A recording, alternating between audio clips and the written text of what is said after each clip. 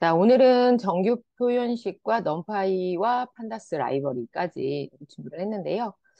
사실 정규 표현식을 할 때 그동안 배웠던 내용들을 좀 종합적으로 해서 사용자 정의함수로 다양한 문제들을 해결해 보는 거, 거기까지 막 이렇게 진행하는 것도, 원래 당초에 조금 준비를 했었다가 그것도 중요하지만 인공지능, 뭐, 머신러닝, 딥러닝 들어가면 외부 라이브러리도 사용들 많이 하거든요. 그때 이제 정규 표현식도 좀 등장합니다. 물론 지난주에 했던 리스트 내포, 람다 함수, 정규 표현식이 많이 등장하는 건 아니에요. 한 줄 정도. 어떤 특정 부분에 있어 패턴을 추출할 때 정규 표현식이 살짝 들어가고, 그리고 그 살짝 그 한 줄 들어가는 거를 이해를 못 한다고 그 다음에 못 넘어갈 정도는 아니에요. 그런가 보다 하고 넘어가셔도 되는 것들일 수 있죠. 근데 이제 기왕 배우는 거 알고 계시면 좋을 것 같아서 한번 말씀드렸고요. 정규 표현식은 사실 다뤄야 될 것들이 좀 많긴 하지만 대표적인 몇 가지만 좀 가져왔고 이런 식으로 쓴다. 메커니즘 이해한다라고 이해하시면 좋겠고 그 다음에 넘파이, 그 다음에 판다스 라이브러리 두 개 가져왔습니다. 서드 파트 에디션이라고 그래서 제3의 전문 기관이나 전문가들이 만들어 놓은 라이브러리인데 너무나 용도가 쓰임이 좋아서 많은 사람들이 전 세계적으로 상당히 많이 사용하고 있는 라이브러리입니다. 이 두 가지를 어디까지 더 언급을 해야 되나 엄청 머리가 아팠는데요. 엄청 양이 많습니다. 일단 교환은 드리겠는데요. 그냥 예, 토하지는 마시고 그냥 교수님이 여기서 알아서 잘라서 하시겠지 이렇게 생각해 주시기 바라겠습니다. 100페이지가 넘었는데요. 좀 줄였습니다. 줄였고 그리고 이론 슬라이드의 100페이지하고 또 다르잖아요. 막 코드 막 등장하고 그래서 내용이 좀 작진 않은데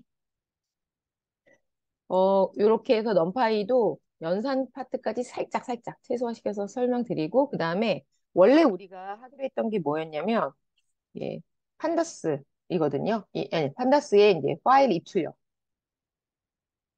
파일 입출력이 기본적으로 무조건 들어가요. 판다스를 하려고 그러면. 데이터를 우리가 하나하나 임의로 초기화시켜서 할 수가 없습니다. 결국 파일을 불러들여서 판다스로 읽어드리는 형태를 데이터 프레임으로 변환해서 작업을 하는 거죠. 인공지능, 머신러닝, 딥러닝 할 때 다 등장하는 거니까 그냥 아예 파일 입출력에 수많은 방법이 있지만 우리는 판다스 라이브러를 이용해서 파일 입출력하는 거로 간다. 처음부터까지 이렇게 생각하시고 들으시면 되겠어요. 다른 방법이 있다면 뭐가 있나요? 너무 많아서 제가 종류도 말씀드릴 수가 없을 정도예요. 그래서 기본적으로 파이썬 IDLE에서 사용하는 기본 입출력 방식이 있지만 대부분이 좀 편의성을 고려하기 위해서 외부 뭐 CSV 모듈이든 무슨 모듈들을 임포트 시켜서 많이 해요. 근데 그런 종류가 굉장히 많은데 어차피 판다스는 건드릴 거면 판다스를 불러온 다음에 데이터 프레임으로 바꿔서 그냥 알아서 그렇게 작업을 합니다. 그래서 아예 그냥 복잡하지 않게 일관성 있게 이걸로 쭉 나가려고 합니다. 그래서 판다스에서도 데이터 전처리하는 파트가 또 중요한데 그 얘기가 또 길어요, 원래. 책으로 따지면 1000페이지가 넘는 내용들의 수많은 그 전처리 방법들이 있습니다. 그래서 그걸 다 소개할 수가 없으니까 보통 전처리만 해도 3개월씩 하거든요. 너무 종류가 많고. 근데 그거는 아주 기본적인 몇 가지만 사례만 소개하고 넘어가려고 해요. 그래서 오늘 수업 뭐 한다 이렇게 간단히 설명을 드렸는데 혹시 뭐 개인적으로 나 이런 거 했으면 좋았을 걸 했는데 뭐 이런 거 있을까요? 괜찮아요? 제 맘대로 해도 돼요? 네. 그냥 제 맘대로 할까요? 네. 네. 그, 첫 수업 때 이런 거 할 건데 1안 할까요? 2안 할까요? 할 때 2안에 선택을 많이 해주셨어요. 그래서 2안에 넘파이하고 판다스가 있었고 그때 그 기조로 수업을 나가는 겁니다. 내용은 살짝 플러스 마이너스 했지만 자 이렇게 해서 간단히 뭐 한다 설명을 드렸고 지난주에 했던 내용 우리 뭐 했는지 기억 안 나시잖아요. 네, 물론 나시는 훌륭한 분도 있지만 안 나시는 대다수의 분들도 있으니 리뷰 살짝 들어가겠습니다. 우리 리스트 내포 했었습니다. 그래서 대괄호 안에 이렇게 표현식을 넣어가지고 대괄호 안에 어떤 항목들이 들어가는 것들을 규칙에 의해서 표현식에 의해서 만들어진 값들로 구성이 되는 거죠. 이 안에 중괄호로 되어 있으면 딕셔너리로 만들어지는 얘도 제가 살짝 샘플링 해드렸죠. 그래서 제일 처음에 반복하는 개체. 여기에는 리스트가 될 수도 있고 딕셔너리가 될 수도 있고 요 항목들을 가져와서 변수에 집어넣고 표현식에 바로 적용을 하는 거죠. 만약에 if문이 있다 그러면 네, 반복 가능 객체에서 변수에 집어넣고 이 집어넣은 값이 내가 원하는 조건에 만족하는 애들만 필터링 그리고 표현식에 적용하는 이런 과정들이 있습니다. 그리고 이중 리스트로 만드는 예제들도 있었는데요. 이런 것들은 또 기회가 되면 한번 해보시도록 하고 살짝. 자, 이거 지난주에 했던 내용입니다. 지난주에 했던 내용인데 살짝 제가 바꿨어요. 한번 해보죠. 아이고, 이거 출력값을 안 바꿨네. 원래 이게 아닌데. 네. 자, 이거를 뭘로 바꾸냐면 지금 해볼게요. 지난주에 했던 코드 불러오세요. 대문자 알파벳으로 바꿔보도록 하겠습니다. 대문자 알파벳으로. 자, 여기서 새로 만들기 누르시고 더보기에 코레포레버토리로 바꾸시고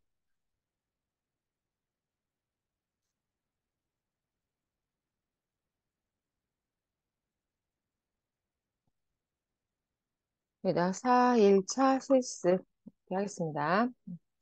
여기다 한번 해보도록 하겠습니다.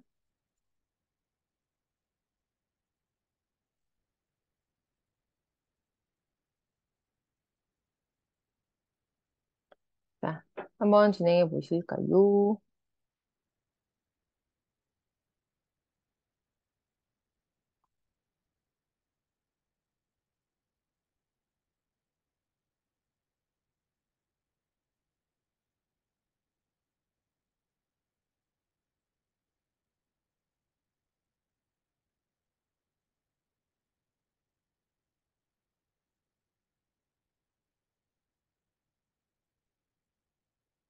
기억나실까요? 시간 드리는 겁니다.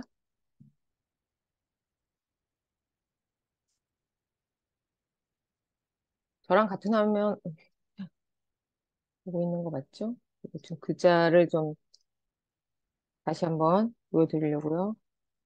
네. 요렇게 바뀌어야 됩니다. 뒤에 이제 출력이 대문자로 되게끔 지난번에 가져왔던 거에서 살짝 바꿔주시면 돼요.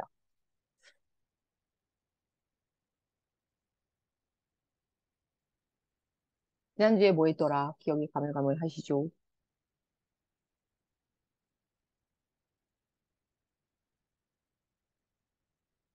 자, 어떻게 했나요? 이렇게 대괄호 안에 표현식이 들어가야 되는데, 일단 어떤 표현식 for, 그리고 변수 그리고 레인지에 의해서 우리가 뭘 만들었죠? 레인지에 의해서 규칙에 의해서 만들어진 대문자 A부터 Z까지의 값을 변수에 집어넣고, 자, 여기는 한 칸만 띄워도 되겠네요. 변수에 집어넣고, 이 안에 표현식에 집어넣었어야 했었습니다. 기억나실까요, 혹시? 자, 힌트를 드리자면, 요거죠? 아스키 코드 값으로, 뭐, 지금은 아스키가 아니고 유니코드 값으로 대문자 A는 65부터 출발한다는 것이죠. 소문자 A는 97부터 출발한다. 하나 더 힌트를 드리자면 우리가 알고 있는 숫자 0 있죠. 숫자 0도 사실은 아스키 유니코드 값으로 48이라는 값을 가지고 있습니다. 그럼 숫자 1은 49가 되겠죠. 이렇게 다들 고유한 값이 있어요. 문자 체계로 들어있는 경우는 이걸 인트로 형을 변환해야 어, 되는 것이고요. 연산을 할 때는 출력할 때는 문자를 들어가는 것이죠. 자, 어떻게 되셨나요? 네, 금방 살짝만 바꾸면 되는 거였죠? 한번 이제 리뷰 차원에서 복습 차원에서 해보자라고 해서 가져온 것입니다. 어떻게 했나요? 일단 65부터 출발하니까 65, 65 다음에 끝자리가 헷갈려서 그냥 65 더하기 26으로 했어요. 그럼 26개가 만들어질 거고요. 그리고 앞에다가는 뭘 하라고 그랬죠? CHR. 네. 내내 값을 CHR로 문자로 바꿔주는 상변환 함수를 이용해서 했습니다. 그러면 우리가 원하는 형태의 대문자가 잘 출력이 될 것입니다.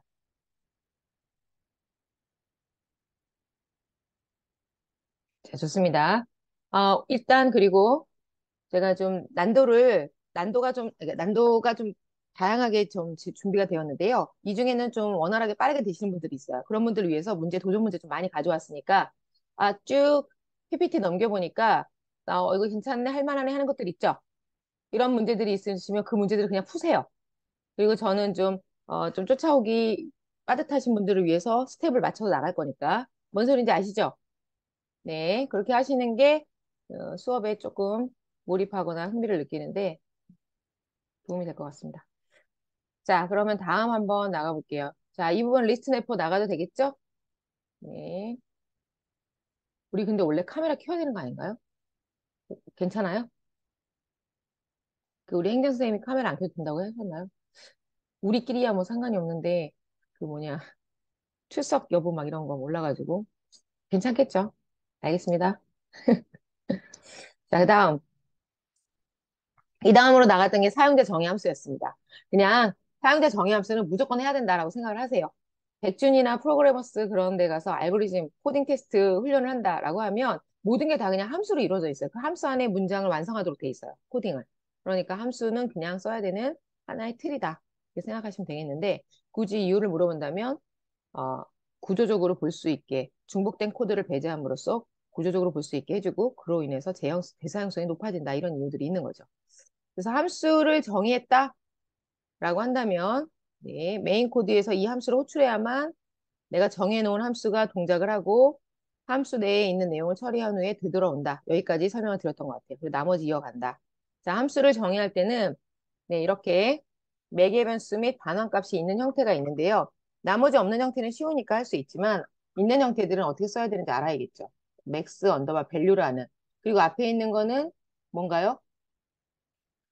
사용자 정의 함수를 정의하겠다라고 했던 키워드였죠. DEF로 시작하고 이 부분에는 내가 어떤 처리를 이 함수에서 한다. 느껴지게끔 해주는 거고 둥근 가로 열고 닫고 안에는 매개 변수가 없을 수도 있고 있다면 하나 이상 있을 수가 있습니다. 이 부분이 이제 사용자 정의 함수가 되겠고 메인 코드 내에서는 네, 함수를 호출하는 문장이 있어야만 동작을 하겠죠. 여기 있네요. 그래서 내가 A와 B를 가지고 호출을 하기로 했습니다. 그러면 순서대로 A는 num1에 그대로 순서대로 전달이 되고요. 두 번째 B는 num2에 전달이 됩니다. 혹시 파이썬을 좀 사전에 공부하신 분이 있다면 매개 변수와 인수는 1대1의 대응 관계여야 하냐라고 궁금해하실 분이 있는데요. 다른 랭귀지에서는 무조건 1대1의 대응 관계여야 됩니다. 개수가 두 개면 두 개를 던져줘야 돼요. 정의할 때 매개 변수를 두 개로 선언을 하면 얘를 호출할 때 반드시 두 개의 값을 전달해 줘야 돼요. 그리고 순차적으로 첫 번째 있는 값은 첫 번째 매개 변수에 전달이 되는데요. 재미있는 것은 파이썬은 가변 매개 변수가 있어서 길이를 마음대로 할 수가 있습니다. 네 개를 내가 매개 변수를 세 개, 네 개를 선언했는데 전달할 때 하나만 할 수도 있어요. 그게 가능합니다. 그래서 그것까지는 제가 소개하지 않겠는데 아스트리스크 하나를 붙이냐 두 개를 붙이냐라고 해서 가변 매개 변수라든지 여러 가지 디폴트 값 지정하는 여러 가지 재미있는 매개 변수 타입들이 있어요. 그런 것도 나중에 한번 기회가 되시면 보시도록 하겠고요. 저는 네, 기본 디폴트 값만 이렇게 있는 형태로만 소개해드리도록 하겠습니다. 어, 머신러닝, 딥러닝 파트에서 그렇게 가변 매개 변수까지 현란하게 쓰는 건 잘 못 봤는데요. 코딩 테스트 문제에서는 그런 그 고급까지는 아니고 잘 쓰진 않지만 가변 매개 변수 쓰는 형태의 문장들을 많이 본 것 같아요. 나중에 이게 뭐야? 이게 뭐지? 왜 두 개로 선언됐는데 막 하나만 전달해주지? 별이 붙어 있네? 이럴 때 한번 흥미를 가지고 찾아보시면 재밌는 그런 파이썬 문법을 보실 수가 있을 거예요. 그 다음에 이렇게 전달받은 후에 이 안에 내부에서 if문에 의해서 크기를 비교한 후에 이렇게 맥스 값을 반환해주는 형태로 한번 구현해 보았습니다. 여러분들 한번 코드실 텍스트에다가 한번 넣어볼까요? 네. 여기다가는 아이고 샵 리스트 내포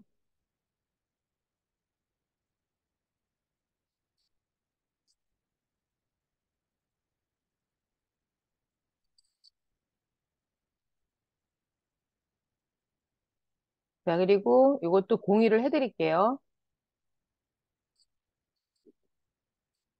혹시 출석만 하고 여러분들 이제 막 난 이거 포기한다로 다 나가 떨어진 거 아닌지 살짝 걱정이 되는데요.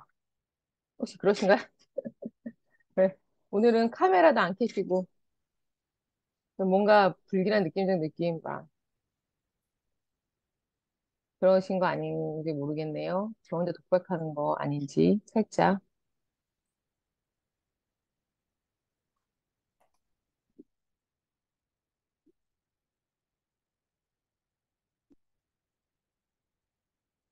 페들렛에도 네, 4일차 필수, 3일차 복습 포함 이렇게 할게요.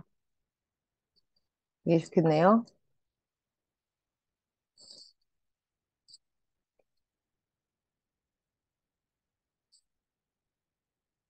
이게 뭐야?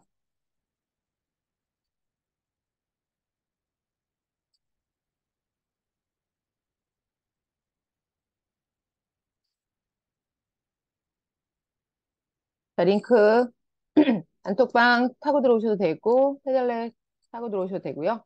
해주시기 바라겠습니다. 참고하시면 되겠고요. 자, 그래서 맥스 밸류 홈값을 구하는 네, 요 코드도 한번 해보시기 바랄게요. 그리고 제가 미니 프로젝트 몇 개 또 가져왔잖아요. 어떠한 값을 입력해도 네, 큰 수를 구분하는 거죠. 그래서 이 부분을 잘 이해하시면 될 것 같아요. 사용자 정의함수 파트가 여기 있고 그 다음에 메인 코드 밑에 있고 호출하는 문장에서 첫 번째 값과 두 번째 값을 순차적으로 이렇게 전달해 주는 거 그리고 전달된 이 값을 가지고 이 안에서 내부에서 처리해 준 후에 리턴을 해주는 거죠. 리턴. 그러면 리턴은 받은 이걸 리턴하든 넘2를 리턴하든 넘1을 리턴하든 이 모든 세 가지가 다 리턴되진 않아요. 이 부문의 구조상 절대 그럴 수는 없죠. 세 개 중에 하나만 리턴이 될 겁니다. 세 개 중에 하나가 리턴이 되면 호출했던 이 위치로 쏙 오는 겁니다. 그래서 프린트문에서 큰 수 혹은 두 수가 같으면 같다라고 출력이 되는 것이죠. 그래서 줄간경은 가능하면 맞춰주는 게 좋아요. 이렇게 저처럼 이상하게 쓰지 마시고 제가 한 칸 이상하게 썼죠? 네. 자, 이렇게 해보겠습니다. 여기까지 잘 오셨나요? 혹시 유튜브 영상 올려준 거 도움 많이 되셨어요? 네. 네네. 그 어려운 환경에서 영상 올렸는데 그래도 도움이 됐다고 하니까 오늘도 열심히 올려야겠다. 생각보다 채널 만들고 업로드하고 막 몰라가지고. 네. 저도 이제 아이고, 그 다음에 요즘에 몰랐는데 골뱅이 기호하고 뭐가 붙더라고요. 그 명칭이 있던데. 그게 자동으로 붙는 게 너무 좀 꼴보기 싫어가지고 그거 찾느냐고 좀 시간이 오래 걸렸어요. AI 언더바 파이썬이라고 이름을 좀 붙였거든요. 그걸 뭐라고 하던데 이름 잊어버렸는데 유저 이름이라고 하던가요? 채널만 만들면 되는 게 아니라 골뱅이하고 그 유튜브 채널 뒤에 뭐가 붙어요. 자동으로. 하여튼 그랬습니다. 어, 시간이 남으면 뭐 이런 잡소리들 많이 하겠지만 넘어가고요. 그 다음에 사용자 정의 함수가 그렇게 중요하다고 하는데 굉장히 또 특징들이 많아요. 그래서 몇 가지 제가 좀 알아야 될 만한. 여러분들은 인공지능을 가기 위한 전 단계의 파이썬 교육을 배우는 거기 때문에 사실 제가 사실 제가 좀 이 정도는 안 해도 되지 않을까 싶지만, 알면 되게 피가 되고 살이 될 것 같아서 제가 좀 더 가져왔어요. 너무 부담스럽죠? 제가 이렇게 애정을 드려가지고. 좀 보여드리자면, 사실 함수를 사용할 때는 지역 변수, 전역 변수 얘기를, 네, 드려야 됩니다. 그 지역 변수, 전역 변수 얘기를, 좀 알고 계셔야 되는데요. 볼륨이 있는 코드를 작성하면 이 부분을 구분하지 못해서 좀 어려움이 있을 수 있기 때문에 제가 설명을 드리겠습니다. 지역 변수라는 것은 그 지역에서만 통용이 되는, 그 지역에서만 알아들을 수 있는 변수를 말해요. 만약에 여기서 선언해서 이렇게 A는 10이라고 선언하잖아요. 펑션 2에서. 그러면 얘는 여기에서만 아는 A입니다. 이 A라는 변수는. 밖에서 메인 코드 내에서 A를 프린트하려고 하면 에러가 발생해요. 이 지역에서 벗어나는 순간 메모리에서 훼손이 됩니다. 이게 메모리에서 휘발이 돼요. 왜 그러냐면 이 지역 내에서 벗어나서 일이 끝나서 돌아왔다? 그런데 여기서도 그걸 계속 기억하고 있어. A가 뭔지, B가 뭔지 이런 걸 기억하고 있어. 그럼 메모리가 어떻게 되겠어요? 과부하가 발생되겠죠. 메모리는 빨리빨리 처리가 끝난 애들은 지워주는 게 좋아요. 그래야 메모리가 여유롭게 다른 것들을 기억하고 돌아갈 수가 있어요. 흔한 말로 렉 걸린다는 말 아시죠? 느려지고. 그런 현상이에요. 메모리에서 빨리빨리 뭔가 점유하고 있는 애들 빨리빨리 지워줘야 돼요. 그래서 요즘에는 맥북이나 다른 것들은 메모리가 꼬이거나 메모리가 부하가 되면 앱들을 다 종료시켜 버리더라고, 강제로. 그런 이유들 중에 하나라고 생각하시면 되겠어요. 문제가 발생하면 그걸 맞물려서 가져가면 모두 다 연쇄적으로 다 느려지고 안 좋아지는 현상이 있어서 다 날려버립니다. 여하튼 이러한 목적으로라도 지역 변수는 되돌아오면 사라지는데 예를 들면 또 오른쪽은 또 오른쪽은 또 왜 되는 거죠? 자, 보겠습니다. 이 지역 내에 펑션 1이라는 지역 내에는 특별히 선언된 별도의 변수가 없어요. 하지만 밖에 A는 10이라고 선언이 되어 있고요. 펑션 1을 소출을 해서 가서 이렇게 출력을 하면 출력이 또 됩니다. 희한하네? 그리고 돌아오면 또 10을 호출하면, 아니, A를 출력하면 출력이 됩니다. 왜냐하면, 자, 보세요. 여기서 오른쪽에 있는 A는 10이라는 애는 어떤가요? 이 지역이 아니라 밖에, 전역 공간에 선언된 변수예요. 그렇기 때문에 어떤 특정 내에 들어오게 되면 그림상 그리면 여기가 지역이야.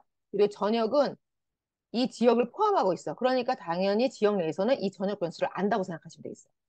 그래서 얘가 전역적 공간이에요. 그리고 그 안에 내부에 있는 펑션 1이라는 지역 공간 안에서 A라는 변수를 안다는 거죠. 단점이 있습니다. 이 A라는 변수, 전역 변수 A는 이 특정 지역 내에서 가져다가 읽기는 가능하지만 쓰기는 불가능해요. 다시 말하면 우리 튜플 기억나시죠? 리스트는 수정, 삽입, 삭제 다 되지만 투표는 읽기만 가능하죠. 그런 느낌으로 생각하시면 되겠어요. 11 안에는 가져다가 프린트하고 읽는 건 되지만 A라는 값을 더하기, 빼기, 뭐 이렇게 변형하려고 하면 안 된다. 이렇게 이해하시면 되겠어요. 자, 이게 지역 범위고요. 지역 범위 내에선 벗어나면 모른다. 여긴 전역 범위고요. 전역 범위 내에서 이 안에 지역에서는 통용이 가능하다. 이렇게 이해하시면 되겠고요. 자, 그러면 또 다른 범위 내에 좀 보겠습니다. 자, 첫 번째. 어떤 일이 벌어질까요? 당연히 오류가 발생합니다. 왜 그럴까요? 이 지역에서 선언된 A라는 변수죠. 밖에 벗어나서 A를 프린트 하려고 해. 이 전역 변수 내에서는 A를 알아야 몰라요. 전역 범위 내에서는 A를 모르죠. 그러니까 당연히 에러가 발생합니다. 그다음에 두 번째, 여기 전역 공간이네요. 전체적으로 전역 공간 내에서 지역 공간에 A10을 선언했습니다. 자, 그러면 여러분들은 또 혼동할 수 있어요. 이게 뭐지? A가 두 개네. 그쵸? 그러면 지역 변수명과 전역 변수명이 같은 경우는 지역 변수를 새로 생성해요. 지역 변수가 우선한다고 생각하면 돼요. 여기서 A를 출력하라 그러면 지역 변수 A를 출력한다는 거죠. 그리고 이 지역을 벗어나서 되돌아오면 여기서 뭐가 출력될까요? 10이 출력된다. 20이 출력된다. 그렇죠. 20이 출력되는 거예요. 여기서는 A10을 출력하고 되돌아오면 그냥 사라지는 겁니다. A10은. 좋아요. 네, 훌륭하십니다. 자, 그런데 전역 변수 A20을 선언했어요. 선언하고 이거를 수정하고 싶습니다. 지역 내에서. 근데 분명히 전역 변수를 지역에서는 읽기 모드라고 했는데 수정을 어떻게 하나요? 글로벌이라는 키워드를 쓰시면 돼요. 글로벌이라는 키워드를 쓰시면 여기서부터 사용하는 이 A는 전역 변수 A를 의미하고 그 전역 변수를 난 수정할 거야 라는 소리가 되어서 이 밑에 있는 A는 10이라는 문장을 만날 때 새로운 A 지역 변수를 생성하는 게 아니라 전역 변수 A를 10으로 수정하는 일이 벌어집니다. 이해되셨죠? 자, 이거는 전역 변수 A를 수정하기 위한 문장이에요. 여기까지는 알았는데 갑자기 새로운 또 뭐가 나왔네. 이렇게. 그래서 같은 지역 전역 변수 이름이 등장하더라도 글로벌이라는 키워드가 붙는 변수의 이름을 쓴다면 이거는 전역 변수 A를 의미하는 거구나. 새로운 지역 변수 A를 만들는 소리가 아니구나 라고 이해하고 전역 변수 A를 10으로 변경합니다. 그래서 되돌아오면 여기서 10으로 변경되어 있는 걸 확인할 수가 있어요. 자, 이렇게 따지면 우리는 어떤 걸 생각할 수가 있냐면 이런 얘기까지 잘 안 해요. 제가 학부생들 데리고 할 때는. 어, 인공지능으로 그 데이터 분석하는 머신러닝 파트에도 여기까지 설명을 안 했던 것 같아요. 그런 거 안 해도 할 수 있거든요, 사실. 자, 근데 제가 설명을 좀 드리는 겁니다. 어, 이런 전역 변수를 글로벌 키워드를 이용해 수정한다 그러면 사실상 매개 변수가 필요 없을 수도 있어요. 매개 변수를 전달해주고 메모리에 따로 저장하고 리턴하고 이런 게 필요 없잖아요, 사실. 매개 변수 안에도 글로벌 변수에다가 값을 수정하고 되돌아오고 하는 거니까요. 이해되셨죠? 무슨 말인지. 자, 그런데, 그러면 뭐 다 그냥 글로벌 키워드 써서 읽기 쓰기 다 하면 되지 않나요? 딱 봐도 근데 뭔가 느껴지는 우려사항은 없을까요? 전역 변수 함부로 남발해서 글로벌 키워드로 다 수정 삽입 삭제하게 되면 위험하잖아요. 전역 변수는 누구나 다 쓰는 건데. 그래서 사실상 보호를 해야 되거나 조심해야 되는 경우는 필요에 따라 매개 변수 뒷턴값 다 적용해서 쓸 수 있도록 여러분들 고려를 하셔야 돼요. 편하다고 무조건 다 좋은 건 아니에요. 위험 부담도 분명히 있기 때문에. 이해되셨죠? 네, 그래서 이 용도들, 지역 변수, 전역 변수 잘 이해하셔서 필요에 따라 잘 사용하시면 좋겠습니다. 자, 여기서 이제 모듈화인데요. 사실 콜앱에서는 모듈화가 살짝 불편하긴 해요. 콜앱에서 모듈화 하는 게 그렇게 좀 썩 나이스하거나 필요한가 싶긴 한데 그래도 간단히 소개를 하고 이런 것도 있는데 이거 어떻게 해요? 라고 궁금해 하실 수 있으니 소개를 하겠습니다. 그리고 모듈화를 또 배워야 되는 이유 중에 하나는 뭐냐면 여러분들은 넘파이 판다스라는 외부 라이브러리 쓰시잖아요. 걔네들은 이렇게 모듈화를 이용한 라이브러리, 예, 코드들을 여러 개를 만들어 놓고 이렇게 펑션들을 만들어 놔. 그리고 이걸 하나의 덩어리로 또 크게 라이브러리를 만들 수 있죠. 라이브러리 저기 도서관이잖아요. 뭐 라이브러리 하나 만들어 갖고 이걸 막 무료로 배포해. 그러려면 모듈화가 반드시 필요하거든요. 여러분들도 근사한 거 하나 만들어서 모듈화를 만들 수가 있으니까요. 그래서 이거 어떻게 하냐 설명을 드려보겠습니다. 그래서 모듈화는 일단 내가 이렇게 어떤 파이썬 코드를 하나 만들었어요. 그리고 이 파이썬 코드를 임포트를 합니다. 우리 임포트 많이 해봤잖아요. 랜덤 라이브러리나 우리 오늘 럼파이 판다스까지 라이브러리 불러올 건데요. 불러온 이렇게 모듈들을 씁니다. 그래서 랜덤.landint 어쩌고저쩌고 우리 해봤죠. 이런 걸 만드는 거예요, 우리가. 근데 어려운 코드 기능으로 만드는 것보다 간단하게 방법을 익히기 위해서 제가 절대값 마이너스를 주면 양의 수로 바꿔주는 그리고 POW라고 해서 제곱값 어떤 값을 주면 25제곱의 값을 리턴해주는 값을 만든다고 본다. 생각해 볼게요. 두 개를 각각의 사용자 정의함수로 만들 겁니다. 됐죠? 여기까지 이해됐죠? 자, 그럴 때 이걸 만들어 놓고 모듈화를 만들어서 임포트 칼크라고 불러드리면 이제 아는 거예요. 아, 칼큘레이터의 약자인데요. 칼크라는 파이썬 코드 안에 있는 ABS 함수를 말하는구나. 칼큘레이터 파이썬 코드 내에 POW라는 함수를 말하는구나. 라고 해서 동작을 시킵니다. 어떤 구조나 흐름을 좀 이해되셨죠? 네. 그리고 as 키워드를 쓰면 좀 편안하게 쓸 수 있어요. 이건 이제 우리 오늘 막 쓸 겁니다. 자, 매번 칼크라는 이런 모듈을 안에 있는 함수를 접근하기 위해서 calc.abs, calc.pow 하기 너무 귀찮네? 라고 할 때 from 모듈 이름 import 그 안에 모든 것이라고 하게 되면 calc.이라는 걸 생략할 수가 있어요. as라는 것도 또 이 다음 슬라이드에 쓰긴 하겠지만 이렇게 그 안에 모든 것이라고 하면 아예 calc.이라고 하는 모듈의 이름을 쓰는 걸 생략할 수 있다. 두 가지 다 모두 다 결과는 같습니다. 자, 한번 해볼까요? 네. 자, 하기 전에 먼저 설명을 좀 드리겠습니다. 혹시 기억나실까요? 요게 뭔지, 요게 뭔지. 우리 콜앱 안에 보면 왼쪽에 하나, 둘, 셋, 네 개의 조그만 버튼이 있어요. 있죠? 우리 그동안에 이 목차만 봤었죠? 마지막에 세션 콜앱 저장소. 이것도 했었나, 우리? 세션 저장소 오늘 막 들어갔다 나왔다 할 겁니다. 여기에 우리가 만든 calc.py란 파일을 업로드 할 겁니다. 탑재할 거예요. 탑재를 한 다음에 불러드리면 동작을 합니다. 이게 원래는 로컬에서 돌아갈 때는 내가 지금 작성한 요 파일, 요거 이그잼이라고 만들었네, 제가. 이그잼이라는 이 파일과 calc.py가 같은 경로에 있으면 돼요.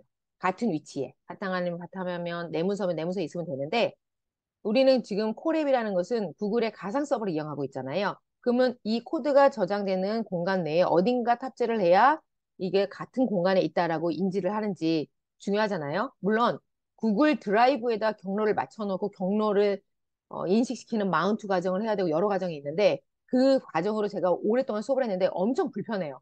어차피 여기서 돌릴 것도 아닌데. 그래서 돌아가기만 하는 거 확인만 하면 되잖아요. 그래서 제가 네, 가장 쉬운 방법. 콜앱 세션 저장소 이용하는 방법으로 한번 진행해 보도록 하겠습니다. 여기 보시면 4개 있죠? 여기다가 업로드를 할 거라는 거예요. 그럼 이 코드를 어떻게 작성하느냐? 제가 좀 그것도 엄청 머리를 굴렸는데요. 여러분들 컴퓨터에 메모장 있죠? 이거를 파이썬 IDLE에 꼭 저장하지 않아도 돼요. 메모장에 해도 되고요. 여러 방법이 있어요. 파이썬 IDLE 다운로드 받아서 거기서 저장하고 탑재하고 그래도 되는데 그것도 설치하고 번거로우니까 방법이 많습니다. 일단 여기서 새로 만들기 해서 해도 되고 메모장에서 만들어서 저장한 다음에 확장자를 PY로 붙여도 됩니다. 한번 해볼게요. 네, 여기서 다 보여드릴게요. 여기다가 코드를 한번 작성해 보겠습니다.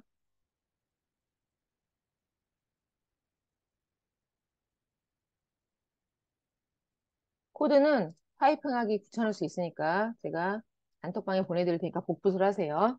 자, 이렇게 저장을 하고 자, 얘 이름은 칼크로 바꾸겠습니다. 일단 콜앱이니까 이름은 맞춰주세요.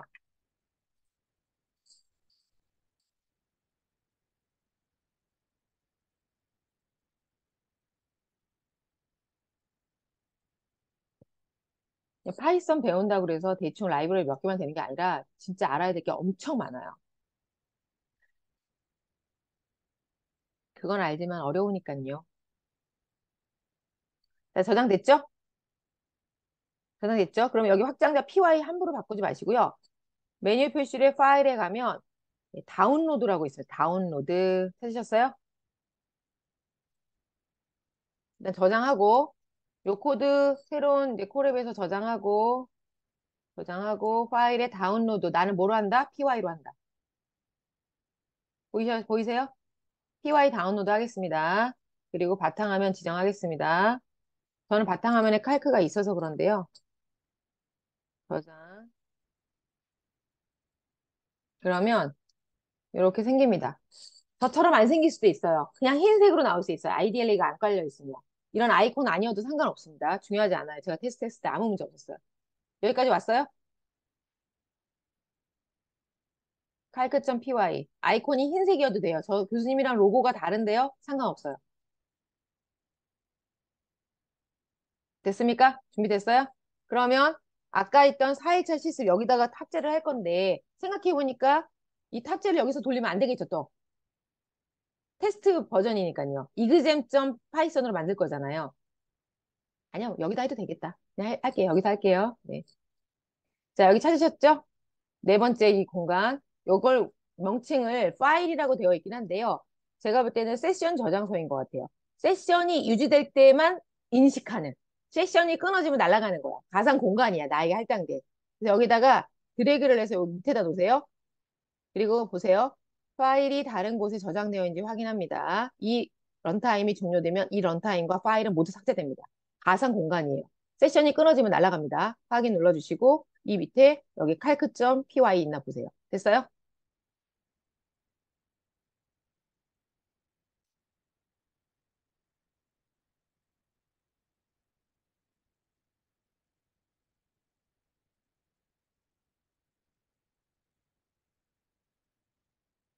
여기까지 왔어요? 네. 그리고 코드 추가해서 한번 넣어보겠습니다. 그리고 실행해 보겠습니다. 나오죠? 여기다 업로드만 탑재를 잘하면 이 파일하고 이 calc.py가 같은 위치에 있다고 인식을 하는 거야. 가상 공간에서.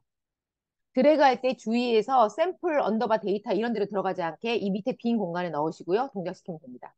자, 안 되시는 분.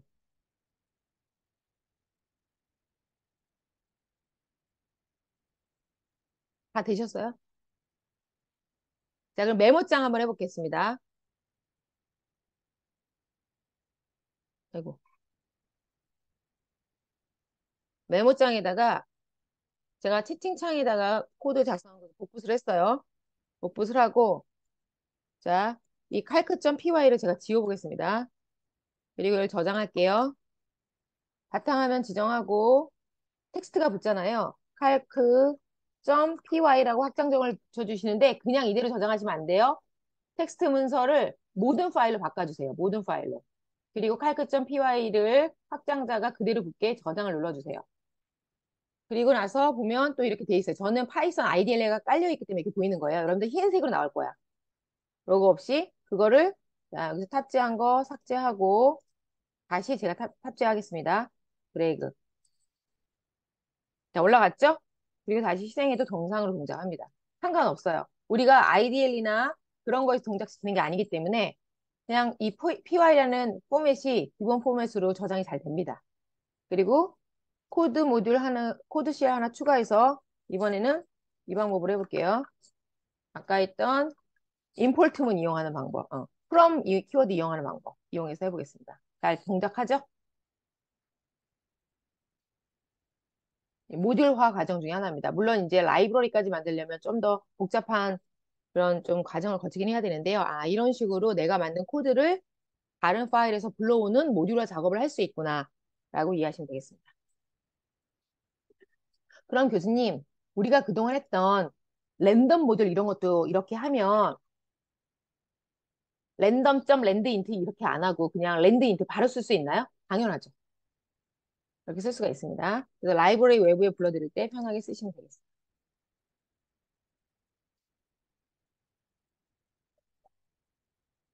준비되셨나요? 너무 빨라요? 안 되신 분.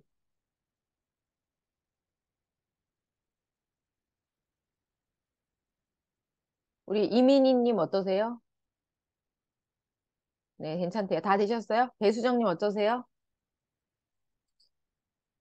네. 저와 함께하는 수업이 그래도 재미있으신가요? 어, 캡처해서 한번 보낼까요? 화면 오류가? 아, 경로가 저기에서 그런가 보다. 경로가 잘 인식이 안 돼서 그런 것 같아요.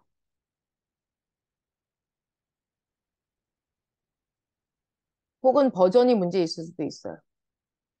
보긴 해야 되는데.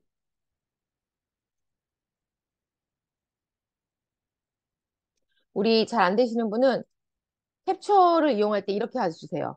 이렇게 해서 경로랑 이렇게 코드를 다 캡처해서 이런 느낌으로 보이게 해주세요. 그러면 제가 이 부분 경로도 보고 여기에 이 파일 코드 있죠. 올인하는 것도 같이 볼 수가 있으니까 전체적으로. 네네네. 잘 되셨대요. 우리 한서찬님만 좀 안 되는 것 같은데요. 이따 좀 봐드릴게요. 자, 한서찬님이 안 되는 거 봐드리는 동안 여러분들은 뭘 해보시냐면 이렇게 또 끝나면 싱겁잖아요. 요거 한번 해보세요.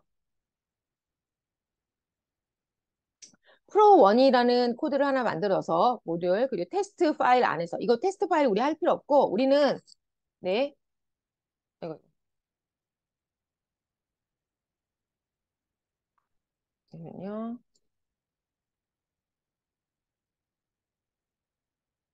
우리는요 테스트 파일은 따로 필요 없고 지금 하고 있는 4일차 실습 있죠.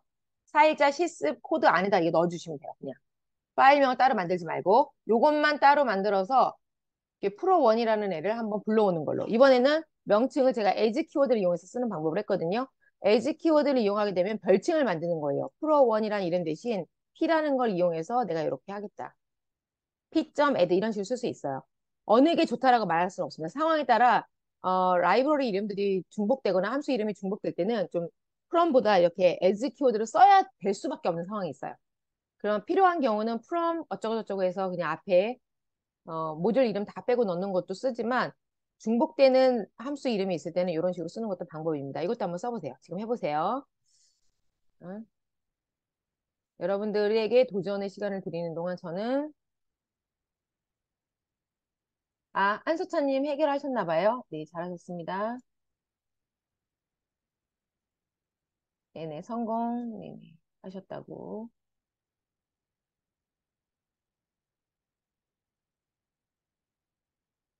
근데 POW는 되는데 어, ABS가 잘 동작을 안 하는 것 같은데요. ABS? ABS는 네, 네, 고치셨어요? ABS가 동작을 안 하요. 그 부분을 동작하려면 calc.py 코드를 좀 보긴 해야겠네요.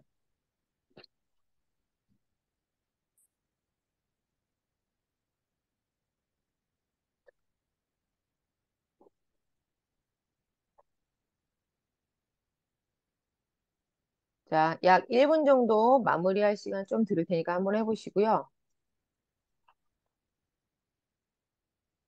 혹시 만약에요, 제가 진도를 다 빼겠다고 무리하게 달리는 것보다 넘파이 하다가 판다스에서 조금 마무리가 덜 되면 수업은 5시쯤 마무리를 하고요. 제가 나머지는 촬영을 해서 유튜브에 올려드릴게요, 나중에. 괜찮겠죠? 네. 안 괜찮은 표정 같은데.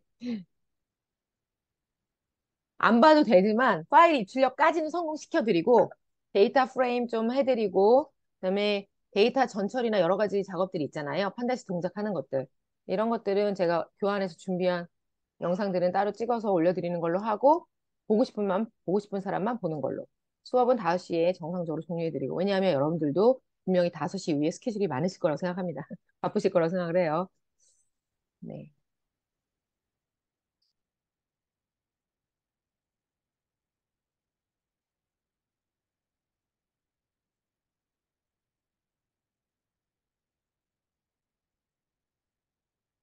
뭔가 조금 이상하긴 하네요. 음.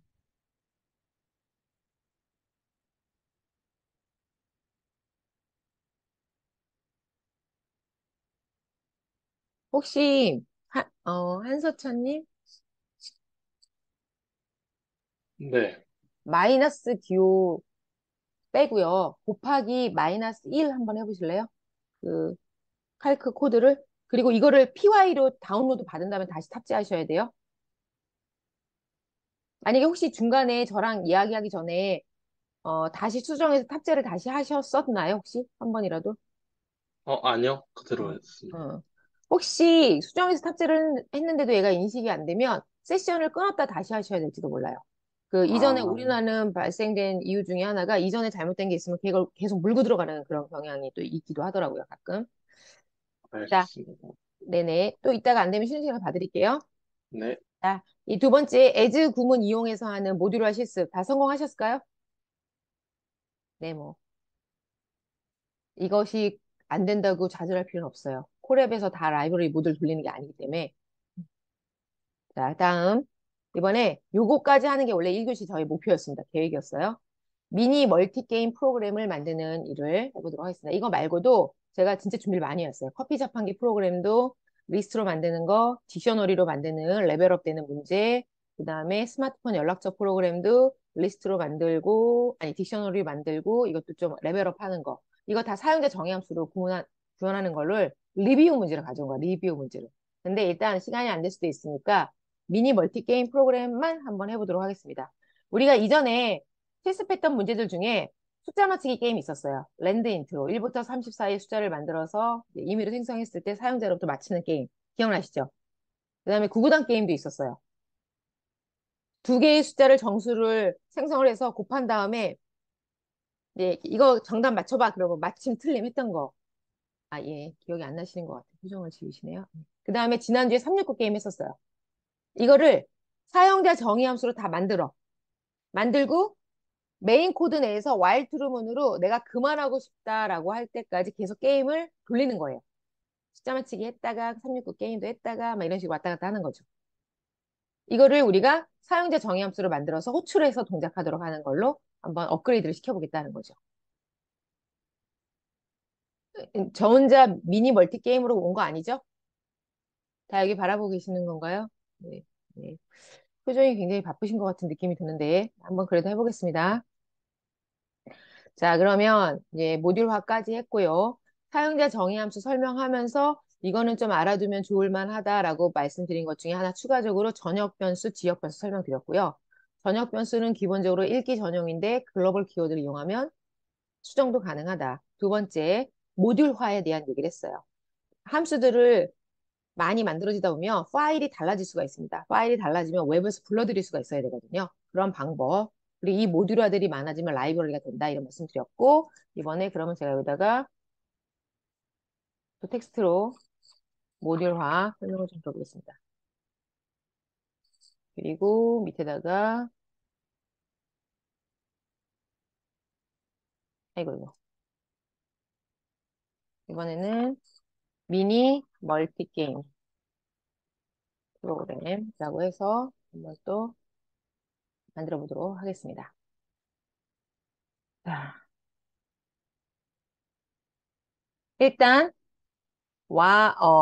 함수들을 만들어야겠죠? 제가 여기다가 이제 패스 구문이라고 이거 지워야 돼요. 완성하실 때는.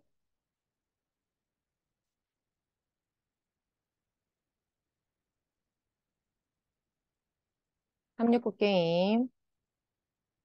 이게 또 n을 넘겨줄 수도 안 줄 수도 있는데요. 그건 여러분들이 하시면 될 것 같아요. 제가 어차피 숫자 맞추기 게임이나 구구단 게임 모두 다 숫자를 랜덤하게 만들어야 되기 때문에 네, import 랜덤 라이브러리를 메인 코드에서 넣겠습니다. 그리고 while true문에서 자, 번호를 입력해봐. 1번은 숫자 맞추기고, 2번은 구구단 게임이고, 3번은 369 게임이고, 0을 입력하면 종료야. 라고 이렇게 만들겠습니다. 자, 그리고 여기까지는 그대로 갈게요. 0을 입력하면 브레이크, 종료니까요. 그렇지 않으면 1을 입력하면 넘게임, 숫자 맞추기 게임을 호출합니다. 여기를 가서 처리하겠죠? 그 다음 두 번째, 1을 입력하면 구구단 게임, 호출해서 구구단 게임 또 구구단 게임 결과 맞추는 걸 하겠습니다. 자, 이번에 3번을 입력하면 369 게임, 숫자를 입력을 받아서 369 게임 할 거거든요. 이런 방법으로 한번 전체 틀을 만들었습니다. 제가 저장을 했기 때문에 폴에 링크 타고 들어가셔서 새로 고침하시면 이거 보일 거예요. 그거 가져가시고요. 여기에 코드는 우리가 이전에 했었어요. 2일차, 3일차 했던 코드예요. 있을 거죠. 그거 가져와서 들여쓰기 해가지고 한번 완성해 보세요. 할 수 있어야 돼요. 여기까지.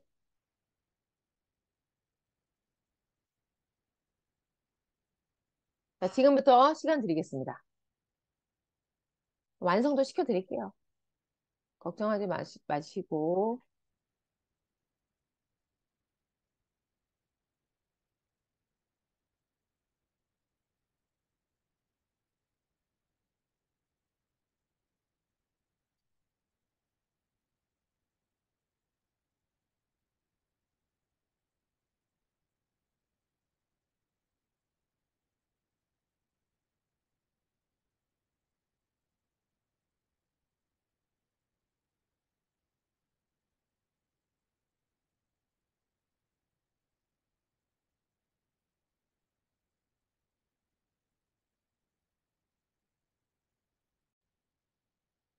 자, 우리가 예전에 숫자 맞추기 게임이 있었습니다. 코드가 있었어요. 제가 이거를 가져와 보겠습니다. 원래 이렇게 생겼는데요. 제가 좀 필요한 거 없는 거 조금 빼보겠습니다. 이렇게 생겼죠. 정확히 말하면 이렇게. 그리고 여기에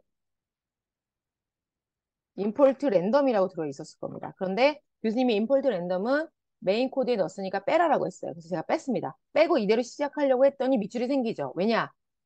그냥 제어문으로 작성한 게 아니라 넘게임이라는 사용자 정의 함수 안에 들어가도록 해야 돼요. 그래서 이거를 블럭을 잡으시고 탭 키를 눌러서 이 안에 종속되도록 넣어주셔야 돼요. 들여쓰기가 되도록 해주셔야 됩니다. 블럭을 전체적으로 잡고 탭 키를 눌러주시면 종속 코드 형태가 만들어지는 거예요. 이 줄간격을 진짜 잘 맞추셔야 돼요. 이게 중요합니다. 그러면 이제 이 부분은 완성이 된 것 같고요. 두 번째, 구구단 게임도 해보겠습니다. 구구단 게임도 제가 어디까지 보여드렸는데 기억이 잘 안 나는데 지우고 완성할 때 지우셔야 돼요. 자, 얘도 원래는 이렇게 줄이 이렇게 앞으로 빠져나와 있었어요. 그리고 임포트 랜덤도 이렇게 생겼단 말이죠. 근데 제가 이거 지우라고 했으니까 지웠고 그리고 이 부분을 또 그냥 하시면 안 돼요. 그래서 이렇게 블럭을 잡아가지고 탭키를 넣어서 구구단 게임 안에 종속되도록 들여쓰기가 쭉 되도록 해야 됩니다. 지난번에 정답 맞음, 누적 맞음, 누적 실패 이거 했던 것 같더라고요. 그리고 끝나고 나면 전체의 누적 정답과 누적 실패를 출력하도록 한 줄을 다 넣었어요. 이렇게 해서 구구단 게임도 하나 완성이 됐네요. 다 했던 겁니다. 했던 코드 갖다 붙여넣기 한 거예요. 그 다음에 마지막으로 이제 369 게임. 369 게임도 이렇게 생겼죠. 원래는. 이것도 이렇게 아이고 됐었는데 자 보시면 요것도 요 정도인데 요것도 그대로 하지 마시고 탭키 눌러가지고 게임 369 안에 쏙 들어가게. 여기서는 어떻게 했냐면 입력을 메인 코드에서 받아서 이걸 가지고 호출하는 형태로 만들었어요. 이렇게 굳이 안 해도 돼요. 여기서 바로 입력을 받아서 369가 돌아가게 해도 됩니다. 우리가 뭐 큰 어떤 루틴이 있어서 제시된 조건이 있어서 꼭 이 안에서 동작해야 된다, 밖에서 해야 된다라는 룰이 없다면 편하신 대로 하시면 돼요. 매개 변수가 있는 형태로 한번 만들어 본 겁니다, 제가. 그래서 숫자를 입력을 받아서 n이라는 이 숫자를 369 게임 호출할 때 전달받은 숫자를 가지고 숫자가 이제 3이 몇 개냐, 6이 몇 개냐, 9가 몇 개냐를 알아낸 다음에 그 개수에 맞게 짝짝짝 출력되도록 동작하도록 한 겁니다. 실행해 볼까요? 자, 그래서 실행. 자, 전 1번 해보겠습니다. 숫자를 먼저 맞춰보래요. 15. 분할 정복 알고리즘으로 반씩 분할하는 방법으로 맞춰보도록 하겠습니다. 그 다음에 7. 더 작은 숫자 5. 더 작은 숫자 3. 더 큰 숫자 4인가 봐요. 네, 이렇게 맞췄어요. 얘는 맞추고 나면 종료하도록 되어 있는 게임이잖아요. 이번에 구구단 게임 2. 자, 아무거나 엔터. 39, 27. 자, 맞았어요. 누적 정답 1. 그 다음에 또 엔터. 이번에 339. 누적 정답 2개. 이제 이번에 틀려볼게요. 10. 자, 그리고 0하고 구구단 게임을 종료하면 누적 정답 2개, 누적 실패 출력되도록 했습니다. 마지막에 369 숫자 입력. 제가 33333 5번 해보겠습니다. 했더니 짝짝짝짝 5번 나오죠? 이런 식으로 동작하도록. 마지막에 0 입력하면 종료. 종료되었죠? 동작하도록 했습니다. 자, 놀라운 건 독립적으로 잘라서 동작하면 잘 된다? 근데 붙여갖고 사용자 정의함수로 했더니 난리가 나죠. 어디서 들여쓰기가 안 되고 막 오류가 발생합니다. 이게 훈련을 많이 하시면 늘어요. 그리고 코드가 우리 봐봐. 벌써 58줄짜리 짰습니다. 맨날 10줄, 20줄 늘렸다가 엄청 크죠? 이제 이게 100줄, 200줄이 될 수도 있어요. 모듈이 많아지면. 이렇게 분할 정복 알고리즘으로 쪼개서 사용자 정의함수로 만든 것들을 합쳐가지고 하나의 메인 코드에 동작하게끔 하는 것들. 이러면서 문제를 해결해 나가는 것이죠. 자, 여기까지 하고 잠깐 10분간 2시 10분쯤 시작할게요.